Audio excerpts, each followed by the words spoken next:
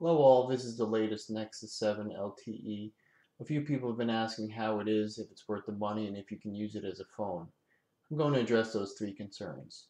This really is a great tablet. This is currently the best small tablet you can buy and the only one that works on multiple carriers, including Verizon. Some people might argue that the iPad mini is better, but to buy a comparable 32 gig LTE model would cost you over $200 more. Getting the Nexus 7, you can take the money saved and buy another Nexus 7 in the Wi-Fi only flavor. This is the best small tablet for your money, and it has the sharpest screen I have ever seen. It puts my laptop, cell phone, and computer screens to shame. It is a joy to look at, and it's very fast to use. The closest thing I can really compare it to is a Samsung Galaxy Mega 6.3. It blows the Mega away in terms of hardware specs, and it's cheaper. Again, this is the best option out there right now. If you have a choice, the Nexus 7 LTE with the T-Mobile SIM is the best option because you get 2 free gigs of data on a SIM card, which is good in case you ever have an emergency where you would need it. You can also use it to try out T-Mobile's quality of service in your area should you decide to switch from Verizon or AT&T if they would decide to end unlimited data on you one day. A lot of phone carriers are trying to get people back to pay big bucks for a new phone with their upgrade programs. There are already plenty of reviews out there to explain why they are a bad deal. Basically, you end up paying more money for a phone than it's worth, since a new phone is never worth $650 or $700 when even the new iPad with 4G costs less than that and the iPad is overpriced. To make the deal even worse, you're still paying the regular monthly fee that has the extra charge built into it to help cover the subsidized cost of the phone. So the $1 million question is, how do you get a new phone without getting locked into a new contract or losing unlimited data or paying a rip-off price for it? This is the answer, the new Nexus 7 LTE. Now, while you cannot use the Nexus 7 as a full phone replacement, I'm going to show you how to use your Nexus 7 to take over your phone duties without needing a new contract or tethering. You don't even need to root or unlock it. All you need is your phone and your tablet, maybe a few apps if you want to make it go easier. Step 1, make sure you have Google Voice set up with your own phone number. It's free and it works great for voicemail. You can download the app from the Play Store, and the setup is pretty self-explanatory. It walks you through it.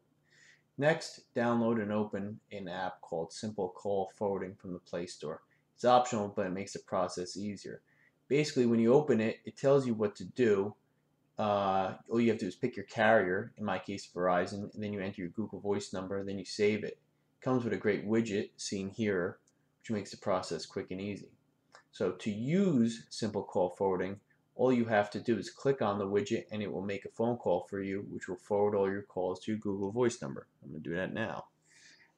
So it's going to make a quick phone call with the code to forward my phone calls all to my Google Voice number.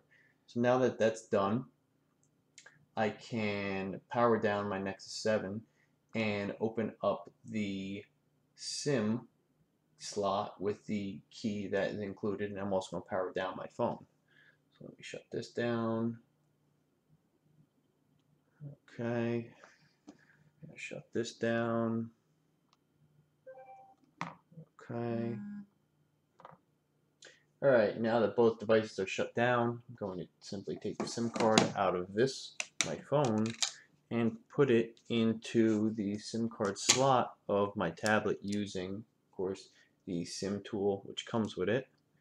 And popping that in on the bottom there, we'll eject the tray,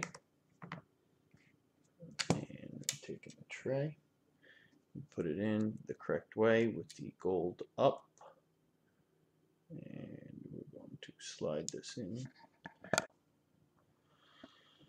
Alright, it's going to boot up, and once it boots up, what you need to do is go into the Play Store and download another app, either Groove IP or Talkatone.